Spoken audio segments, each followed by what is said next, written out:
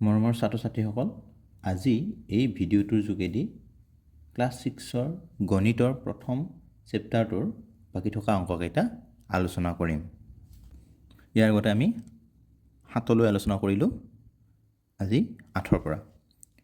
প্ৰশ্নত দিয়া আছে তলৰ সংখ্যাবোৰ বিস্তৃত ৰূপত লিখা, আৰু ইংৰাজীত আছে write the following numbers in expanded form. 1 নম্বৰটো উদাহৰণ হিচাপে কৰিয়ে দিয়া আছে, 2 নম্বৰৰ পৰা আমি কৰিব লাগিব। 8ৰ 2 নম্বৰটোত দিয়া আছে 5,05,53,624। আমি এনেদৰে কৰিব লাগিব। 5 সংখ্যাটো প্ৰথমতে লিখি ল'লোঁ, পূৰণ 1টো দিলোঁ। তাৰপাছত আমি চাব লাগিব যে এই 5টোৰ পিছত কিমানটা সংখ্যা আছে, অৰ্থাৎ 1 2 3 4 5 6 7 7টা সংখ্যা আছে। গতিকে এই 1টোৰ পিঠিত আমি 7টা শূন্য দিব লাগিব।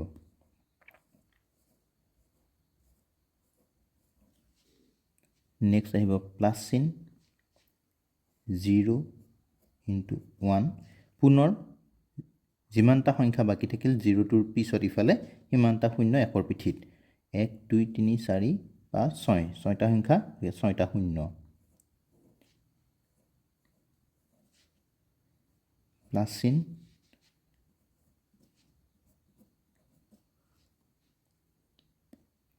5ৰ পিছফালে 1 2 3 4 5টা সংখ্যা, গতিকে 1ৰ পিঠিত 5টা শূন্য।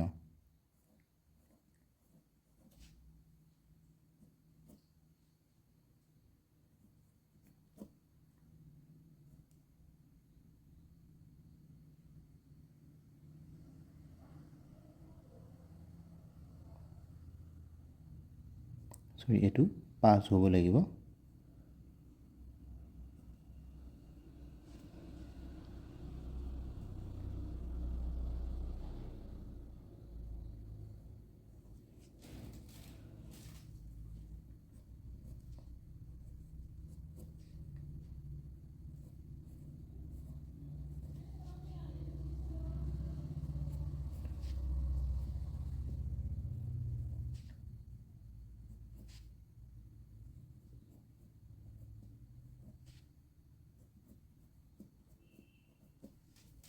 এনেকৈ কৰিব লাগিব।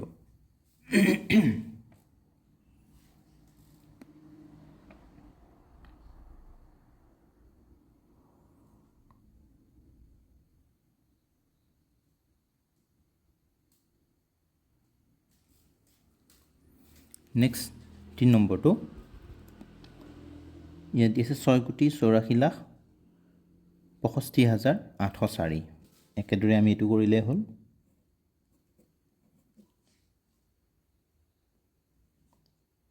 6 পিছফালে 6 সন্মুখত 1 2 3 4 5 6 7টা সংখ্যা, গতিকে 1ৰ পিঠিত 7টা শূন্য।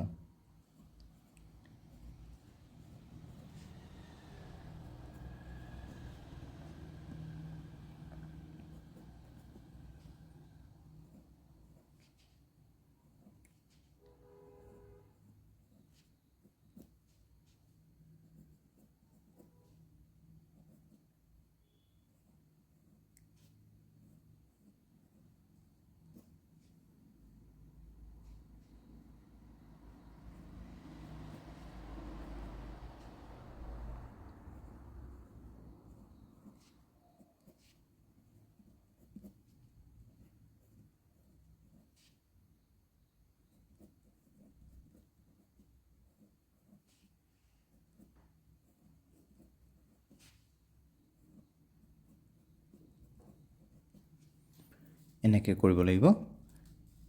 নেক্সট 4 নম্বৰটো 4,30,24,532। ওপৰ দুটাত কৰাৰ দৰে হুবহু একে হিচাপে এইটো কৰিলেই হ'ল।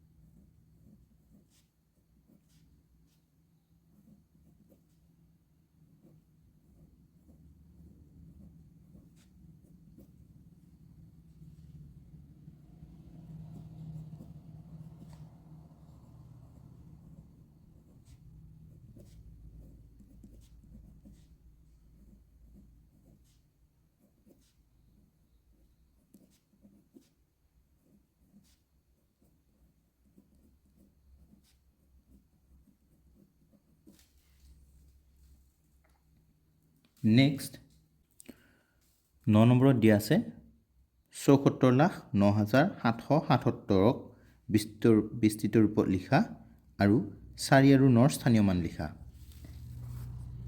ইংৰাজীত দিয়া আছে right 74,09,777 in expanded form and also write the place value of 4 and 9. 8 নম্বৰত কৰা লেখিয়াকে 9 নম্বৰটো আমি কৰিব লাগিব।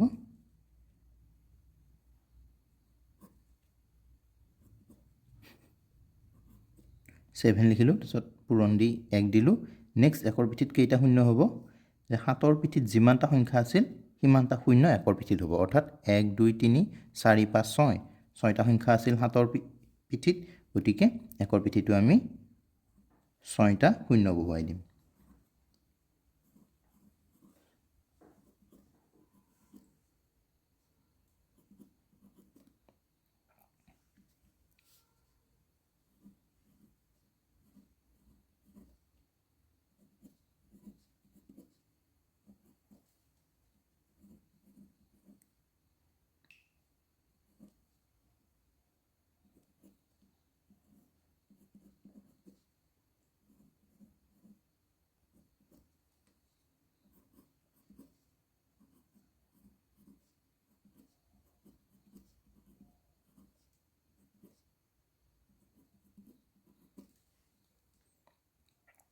নেক্সট তোমালোকৰ প্ৰশ্নত আছে 4ৰ স্থানীয় মান। এই সংখ্যাটোৰ 4ৰ স্থানীয় মান আৰু 9ৰ স্থানীয় মান উলিয়াব দিছে।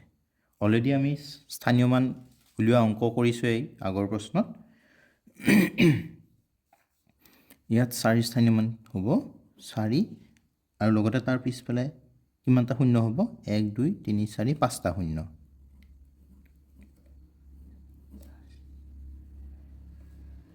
নৰ স্থানীয় মানৰ ক্ষেত্ৰত 9টো লিখি ল'লোঁ আৰু পিছফালে 3টা শূন্য দিলোঁ, কাৰণ 9ৰ পিঠিত 3টা সংখ্যা পাই আছোঁ আমি। নেক্সট 10 নম্বৰটো 8,05,64,021 সংখ্যাটো আখৰেৰে লিখা। ইংৰাজীত দিয়া আছে ৰাইট 8,05,64,021 ইন ৱৰ্ডছ। এতিয়া আমি লিখি দিওঁ 8 crore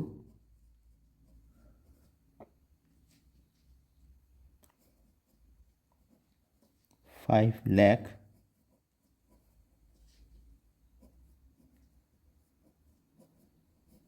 64,021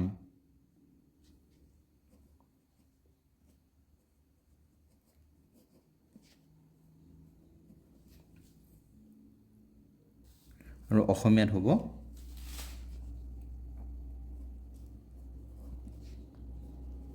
8,05,64,021।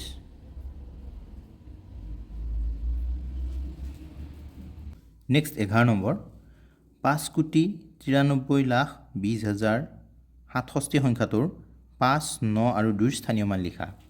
ইংৰাজীত আছে write the place value of 5 9 and 2 in 5,93,20,067। 5ৰ স্থানীয় মান হ'ব 5টো লিখিলোঁ আৰু তাৰ পিছফালে 7টা শূন্য হ'ব।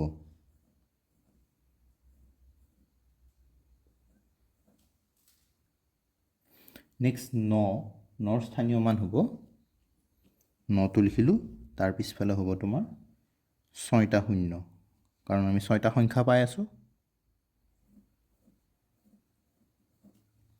একেদৰে 2ৰ স্থানীয় মান 2টো লিখিলোঁ আৰু তাৰ পিছফালে তোমাৰ 4টা শূন্য হ'ব।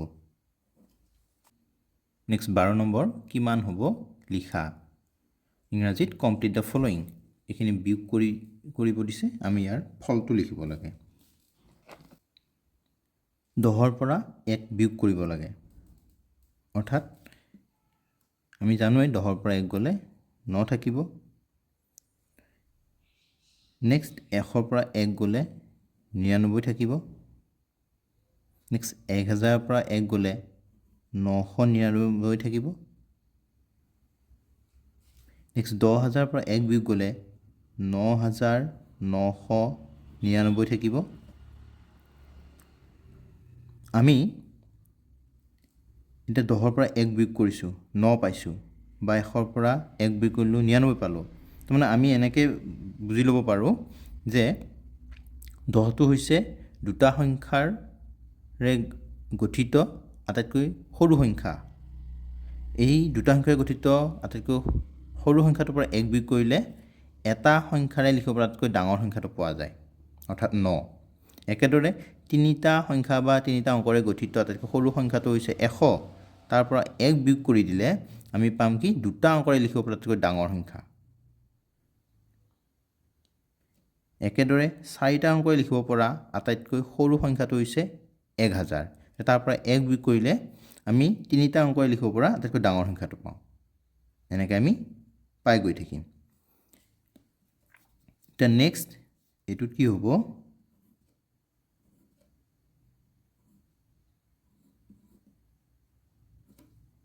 এইখিনি হৈ গ'ল।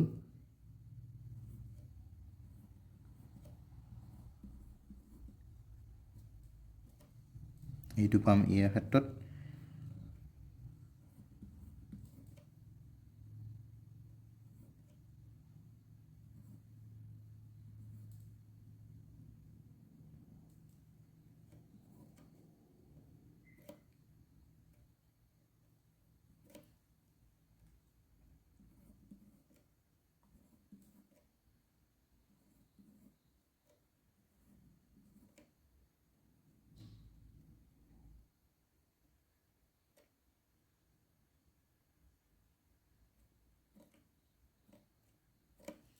এনেকৈ আমি সমাধানখিনি পাম।